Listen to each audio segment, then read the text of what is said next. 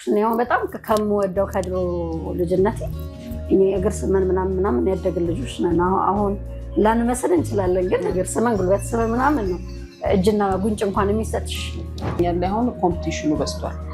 በትንሽ ነገር በቃ እዚህ ጋር በብዙ ማለት በትንሽ ነገር ነው የሚወዳደረው። ኮስሞቲክ የሆነ ላይፍ ስለሆነ ቶታሊ በቃ እንደዛ ከምንም በላይ በቃ ወላጅ ጋር ያለው አታችመንት አይውሽ የኛ አይነት ቢሆን ጊዜ በጣም ጊዜ መስጠት እሱ ላይ በደንብ አንዳንዴ በጣም የሚከብደው ነገር